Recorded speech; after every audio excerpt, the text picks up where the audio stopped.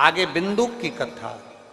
बिंदुक नाम का ब्राह्मण चोरी का धन ले जाकर एक दीवार से कूद रहा था, पानी में चला जाता है, प्राण छूट जाते हैं, प्रेत की योनि में पड़ जाता है, जिसकी धर्म पत्नी चंचुला काशी में जाकर एक क्षण की शिव पुराण की कथा श्रवण कर लेती। एक क्षण की।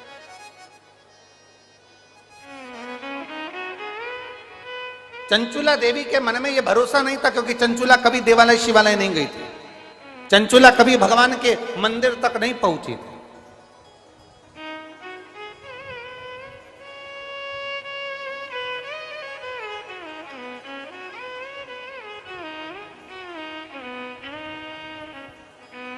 गोपाल जी, गोविंद जी, हमको बहुत अच्छा लगा कि आपके घर के बेटा बेटी इस कथा में बैठे हैं और कथा सुन रहे हैं।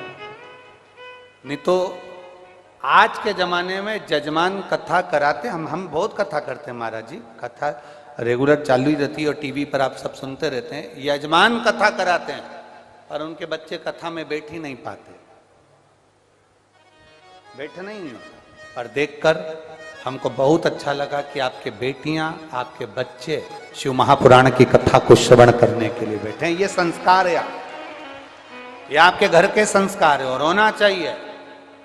प्रयास करो आप भी, हमारे घर के बच्चे भगवान की भक्ति की ओर बढ़े। हम मना नहीं करेंगे, खूब पढ़ो, खूब पढ़ो, खूब नाम कमाओ, हमारे देश का भी, परिवार का भी, घर का भी, कुटुंब का भी और समाज का भी खूब नाम कमाओ।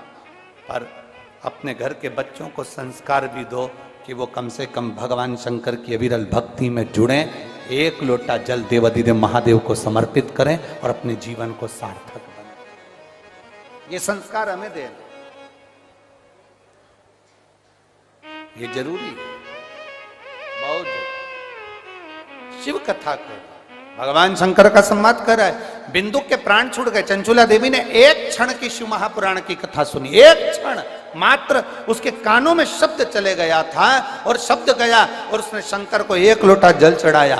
गंगा जी का जल भरकर बाहर निकल रही थी, प्राण छूट गए, उसके प्राण छूटे और छूटते से वो माता पार्वती जी की सखी बन गई।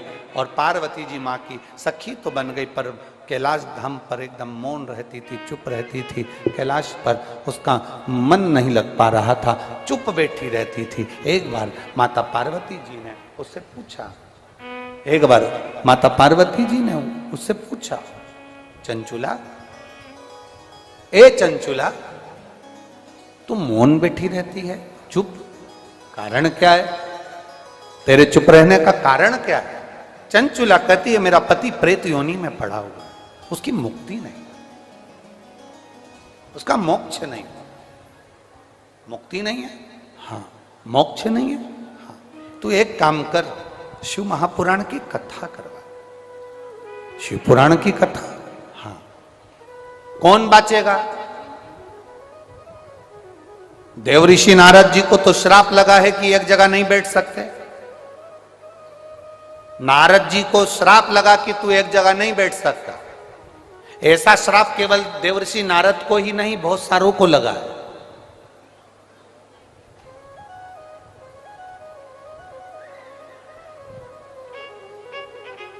कथा में 33 कोटि देवी देवता आते हैं कथा सुनने के लिए शिव पुराण को। देवर्षि नारद भी कथा सुनने के लिए आते हैं। देवता उनको तो तुम पहचान लोगे कि ये शंकर जी है, ये राम जी है, ये कृष्ण जी है, ये देवी है, देवता है। नारद को कैसे पहचानोगे? तो नारद को पहचानने का सबसे सुंदर तरीका है, जो बार बार बैठे उठे जाए फिर आए, फिर जाए फिर आए, फिर जाए फिर आए, पहचान जाना। इसमें नारद भर आ गया है, इसमें नारद प्रवेश कर। और जो बार बार उठकर जाए आए तो सिर पे पल्लू लेके उसको प्रणाम कर लेना, नारद जी बैठ जा, पांव पड़, बैठ जा, बैठ जा। नारद जी कथा नहीं सुनाए। तब नारद जी के एक मित्र थे तुमरुका जी, जिनका विग्रह हाथ में तुमरुका है, करताल है, सुंदर, उनका बस घोड़े का मुंह लगा है और शरीर देवर्षि नारद जैसा है। उनके पास में गई और कहा, कथा सुनना है? कथा, हाँ ठीक है।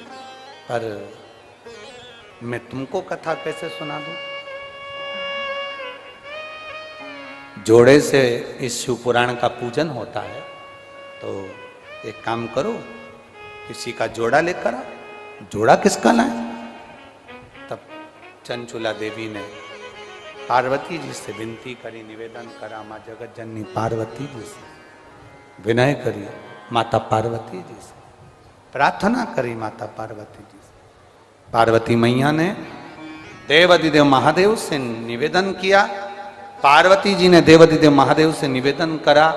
ईश्वर जी और गोरा जी बनकर, भगवान शंकर और पार्वती जी गणा और गोर बनकर, यजमान बनकर, शिव पुराण के यजमान